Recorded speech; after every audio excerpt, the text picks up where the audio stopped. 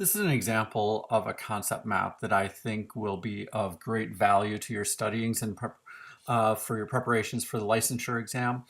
And they're very easy to construct. And the reason for constructing a map like this is it helps you to move beyond simple review and rote memorization of the information, but helps you to learn and make connections of the information in a way that's going to allow you to retrieve that information in the test environment. It's also a great way to organize the information and to go back and review the information. And what I consider to be a major advantage is that it adds diversity to your learning.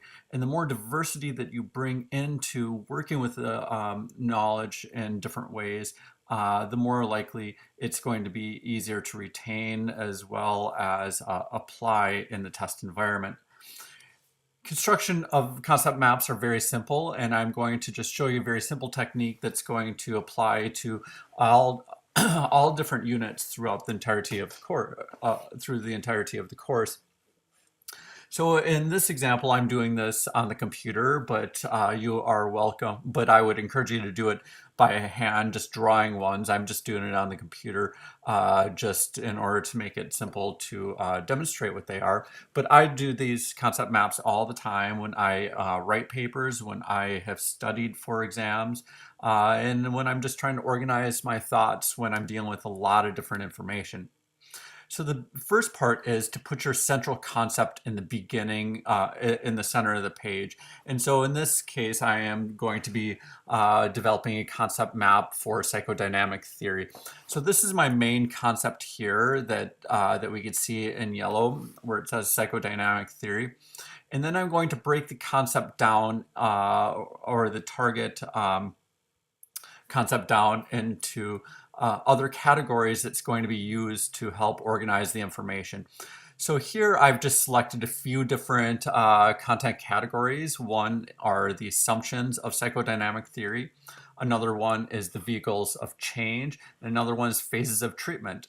I can add another one at any point when I feel like I need more information to come up with to bring more details to my map. And so here I'm going to add another one called defense mechanisms, because defense mechanisms are a common feature of psychodynamic theory, and I'm just going to draw a line from psychodynamic theory to defense mechanisms.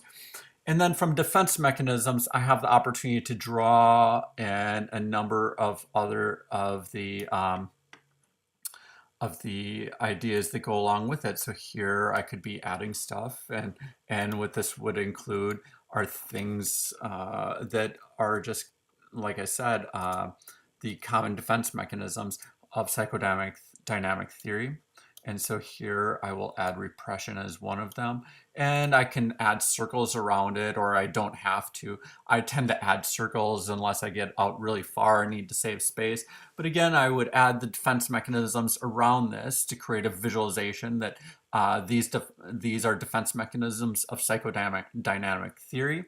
Here I've indicated the phases of treatment of psychodynamic theory. So I've broken down the phases of treatment to engagement and assessment, contract goal setting, ongoing treatment and interventions, and termination.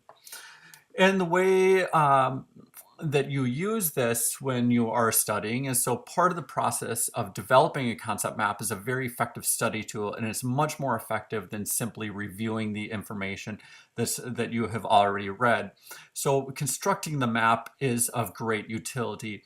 The other part of it is it forces you to tell a story about it. So you can take this map and then begin to talk about psychodynamic theory and to provide a narrative of what it is. So I would be providing a description of psychodynamic theory is, and then I could use the map to help me guide my explanation of what it is. So we're using it in different ways.